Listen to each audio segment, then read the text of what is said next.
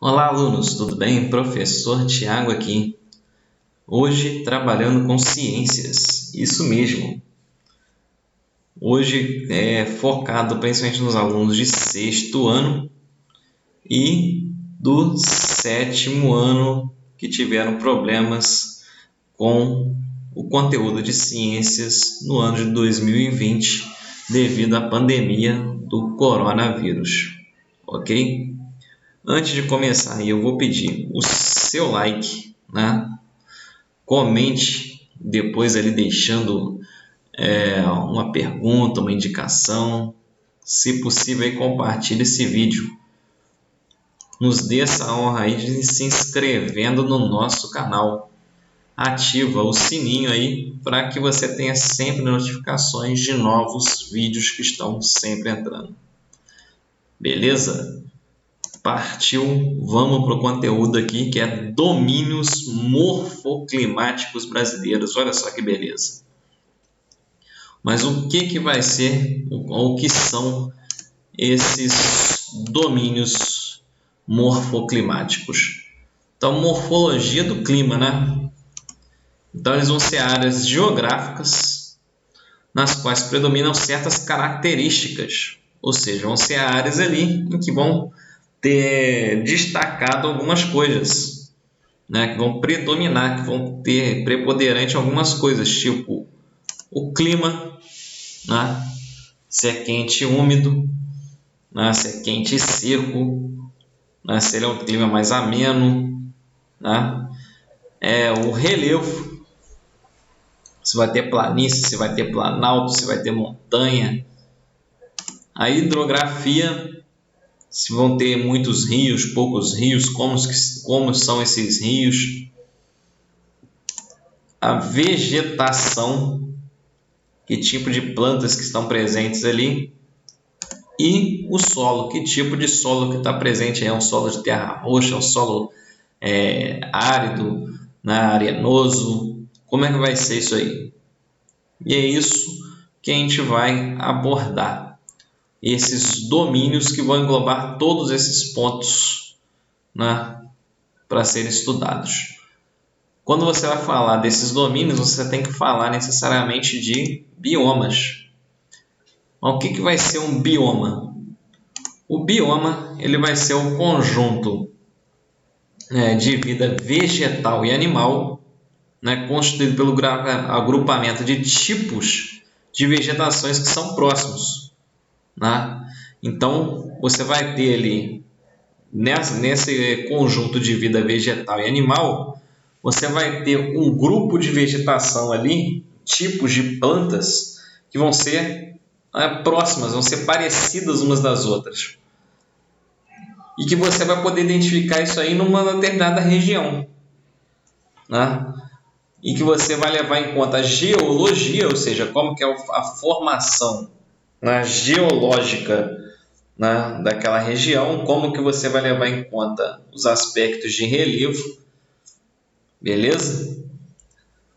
E climas semelhantes, que historicamente sofreram os mesmos processos de formação de paisagem, ou seja, com o tempo da erosão, tanto do ar quanto da água, né, levando em conta tudo isso aí, resultando numa diversidade de flora e fauna própria, ou seja, todas essas transformações formam, né, a vegetação e os animais que estão ali presentes, né, direitinho. Ou seja, o bioma então ele vai englobar todos esses pontos em relação à fauna e flora presente em determinada região, em que você vai ter uma certa lógica ali reinando.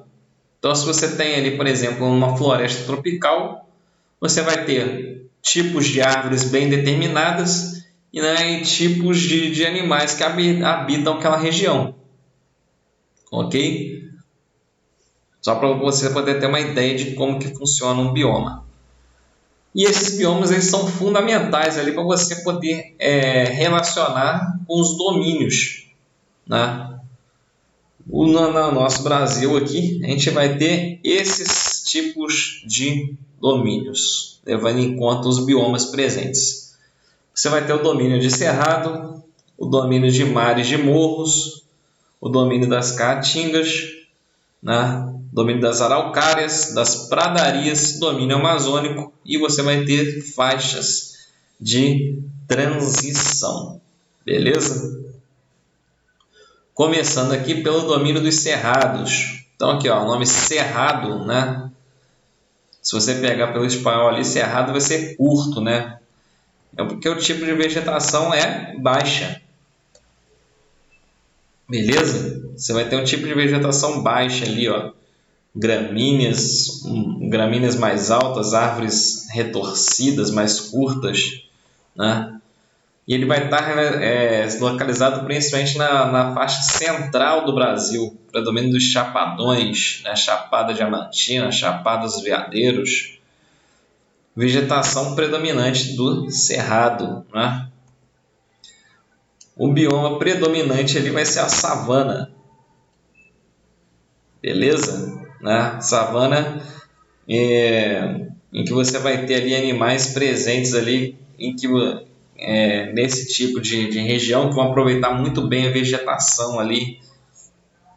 Vide ali, por exemplo, nas savanas africanas, né? Você tem ali animais ali que se adequam muito bem, por exemplo, leões. Aqui não vai ter leão, mas vai ter, por exemplo, onças. Né? Você vai ter outros tipos de animais aqui que vão se adequar a essa vegetação curta, não a vegetação alta. Né? Você vai ter um clima ali com verão chuvoso, né? Mas com inverno seco. Se alguém puder ir a Brasília algum dia, você vai ver que o inverno em Brasília é bastante seco. Né? Ao sul ali você vai ter, basicamente ao sul e ao norte, né, tirando mais a região central, você vai ter grandes bacias hidrográficas ali que vão cortar. E essa diversidade, né, vai levar a uma biodiversidade muito grande. Né? Entrando no domínio de mares e morros, ó, o próprio nome já está falando. Né? Mares e morros. Então aqui, ó, você vai ter uma região litorânea, né, sendo abordada nesse ponto. Você então vai ter florestas tropicais ali, né, abundando essa parte, já que o Brasil é um país recortado entre trópicos, né? Então toda essa parte litorânea é bem de floresta tropical. Então que você vai também chamar da nossa quase extinta Mata Atlântica, né? No Rio de Janeiro, aqui no nosso estado do Rio de Janeiro, a gente tem até uma área relativa de preservação de Mata Atlântica, mas, por exemplo, em outros estados você já tem uma degradação muito grande, ela quase se perdeu já. E aí você vai ter a floresta tropical como principal bioma. E qual que é o clima predominante aqui? É um clima quente e chuvoso, né? Principalmente no verão, né? Clima bem quente, chuvoso, né? O solo raso, pobre em nutrientes, ou seja, se você tem ali a região recoberta pela floresta, né? O solo ele recebe pouca luz solar, né? Tem pouca degradação ali de rochas, então ele é pouco rico em nutrientes, né? Mas em compensação ele abriga o quê? Uma grande variedade de plantas de determinados tipos, né? E com isso ele também vai abrigar animais de diferentes formas aqui. Você vai ter o domínio das caatingas, né? Bem típico do sertão nordestino, onde você vai ter uma região bem ressecada, bem árida, quase desértica às vezes. E essa vegetação ela vai se adequar a isso, né? São árvores retorcidas, né? Quase sem folhagem, né? Região que você tem muito cactos também, tem muitas folhas ali, muitas árvores sem folhas, né? Árvores secas. E aí você vai ter regiões de grandes secas, né? Também chamadas de depressões interplanáuticas semiáridas. principal bioma desse domínio são as savanas, né? Só que com adaptações ali, né, típicas do clima, já que a região muito seca, né, essa região de savana, ela começa a perder folhagem e fica esse tipo de árvore espinhosa, né? Um clima semiárido, né, com pouquíssimas chuvas, temperaturas altas o ano inteiro, né, os solos rasos, né? Então você começa a ver aquele solo mais quebradiço às vezes, né? Você vê, como eu falei, né, uma vegetação que perde as folhas e fica esbranquiçada. Então, região típica lá do sertão do Nordeste. Ao contrário disso, você tem o domínio das araucárias, que é ao sul do Brasil, principalmente na região do Paraná, Santa Catarina, onde você vai ter esse tipo aí de árvores, também chamadas aí de pinheiros de araucárias. É uma região muito arborizada, mas também com espaço, né? Não uma floresta coberta, como é uma floresta amazônica, como é uma Mata Atlântica, né? E aí, quando você tem espaço, né, entre essas árvores, aí o solo começa a ficar um pouco mais rico, né? Você tem ali predomínio dos planaltos na formação das araucárias, né? Como eu falei ali, numa altitude também é um pouco mais considerável, então não é uma região litorânea, né? É mais uma região mais interior, então uma altitude maior, o solo já passa a ser fértil, né? Principalmente o solo de terra roxa que você encontra nessa região. E você tem um afastamento maior, né, dessas árvores, que produz esse solo mais fértil, porque tem mais iluminação solar, você tem uma diversidade ali bem característica. Mais ao sul, né, o que você vai chamar de pampas, né, são as pradarias, que não chega bem a ser uma planície, porque não é plano. Você tem o terreno ondulado, mas também não ao ponto de ter morros, né? Você tem serras até, né? Mas você não tem uma formação muito grande ali de morros ali. Você tem quase plano, né? Esses pampas aí, principalmente no Rio Grande do Sul, né? Você também chama de domínio das coxilhas, porque está em forma de concha, né? Não é uma ondulação muito grande, mas ele é ondulado esse terreno. Você tem ali uma boa região para plantio, né? O terreno é bem fértil, um clima muito mais ameno, por isso que você também encontra ali muitos descendentes de italianos e alemães ali que vieram para a colonização do Brasil, né? Por quê? Porque o clima é ameno, bem mais parecido com os países deles lá do que, por exemplo, o Nordeste, né? Que é um clima muito mais quente, muito mais árido, né? E aí você tem ali principalmente a formação, né, de colônias alemãs, italianos. Você tem ali as regiões de plantio de uva, né? Coisas muito características da região sul do Brasil, né? E por fim aqui o domínio amazônico, né? Que deve ser o mais óbvio, né? Onde você vai ter a floresta amazônica. É uma região de floresta fechada. Opa, se a floresta é fechada, significa que o solo não é tão fértil assim, né?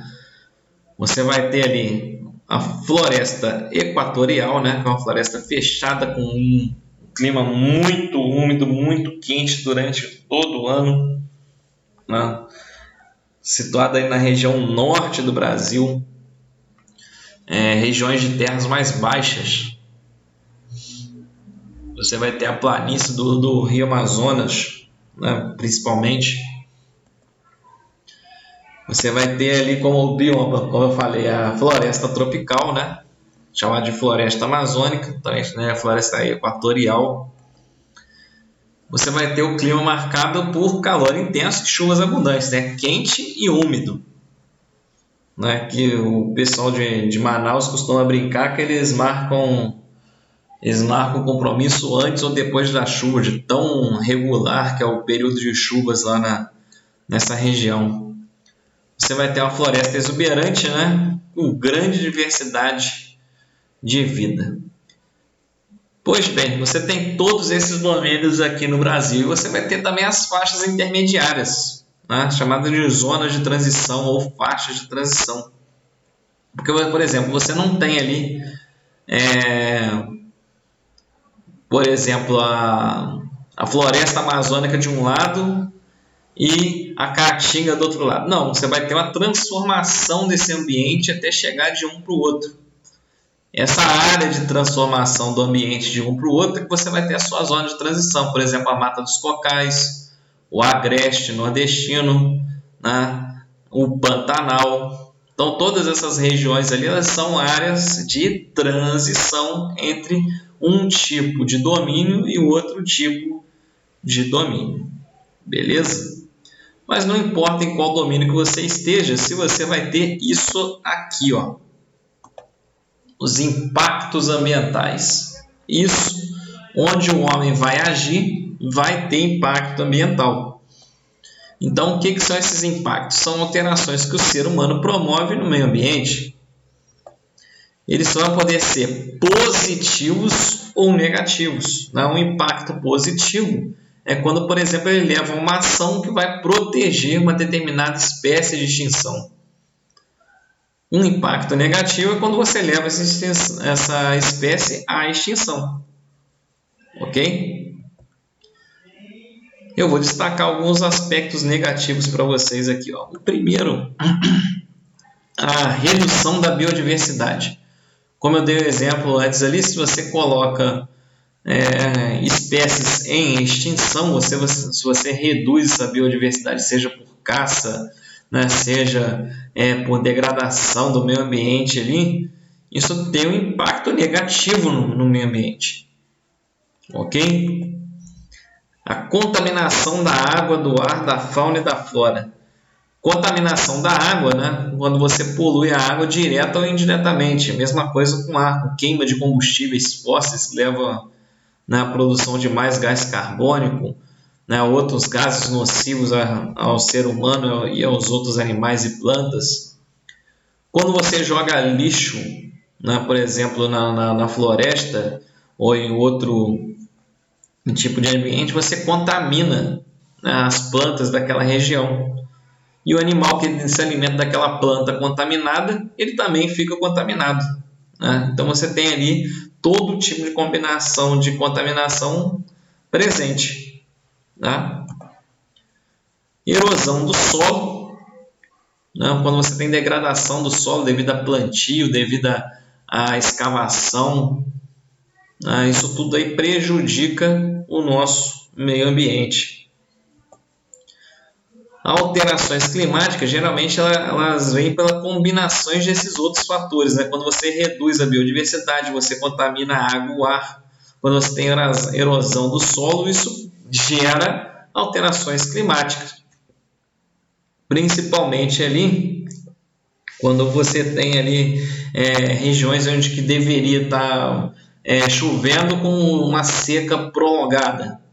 Né? Ou então regiões que teriam um clima mais ameno, está um calor, né, acima do normal. Isso tudo são geradas por variações de todos esses fatores e alteram o clima local. E por último aqui, uma destruição da camada de ozônio.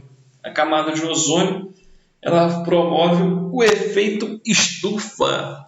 Isso mesmo. Né? O que vai ser esse efeito estufa ali? Ele faz ali, ele mantém a temperatura média da Terra constante, ou seja, ela não fica nem muito quente, nem muito frio, o que proporciona a vida aqui na Terra. Né? A vida como ela é hoje depende muito, né, desse efeito estufa. Quando você aumenta a concentração de gases, né, do efeito estufa, seja por poluição, né, seja por qualquer outro motivo, você agrava esse efeito estufa e aí você tem um efeito chamado de aquecimento global. Né?